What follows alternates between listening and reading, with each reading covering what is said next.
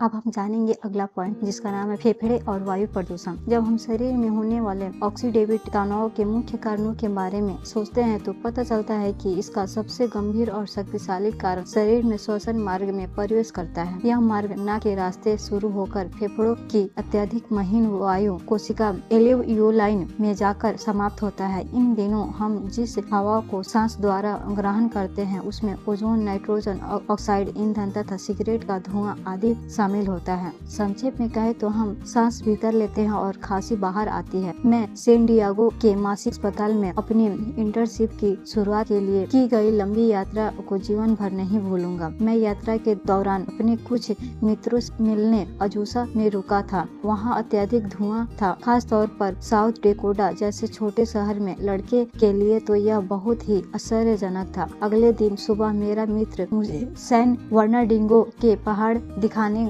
घर के अहाते में ले गया। वहाँ केवल एक ही समस्या थी, हम उन्हें देख नहीं सकते थे। मैं उसकी यह बात कभी नहीं भूलूंगा जब उसने गहरी सांस लेते हुए कहा कि सुबह की ताजा हवा में सांस लेना कितना अच्छा होता है। मैंने एक गहरी सांस ली और अपनी खांसी नहीं रोक पाया। यही नहीं, इसके बाद दिन में गोल्फ खेलने के दौरान मैंने जब भी गहरी सांस ली मुझे खांसी आई। 7 होल के बाद मुझे खेल छोड़ना पड़ा। लगातार आ रही खांसी की वजह से मैं शर्मिंदगी महसूस कर रहा था, क्योंकि अन्य खिलाड़ी हिट करने का प्रयास कर रहे हैं। जो भी व्यक्ति मुझे जानता है उसे यह पता है कि गोल्फ खेलना मुझे कितना पसंद है। मेरे लिए इस तरह बीच राउंड में गोल्फ छोड़ना बहुत ही तकलीफदायक था। अजूसा के स्थानीय लोगों मुंह से मजाक में भी यह सुनना अजीब लगता था कि उन्हें हवा दिखाई देती है या वे हवा को देख सकते हैं। बाद में अखबार की खबर से पता चला कि वह सामान्य धुआं वाला दिन था। इस तरह की खबर से यह मेरा पहला परिचय था। वायु प्रदूषकों के कारण श्वसन मार्ग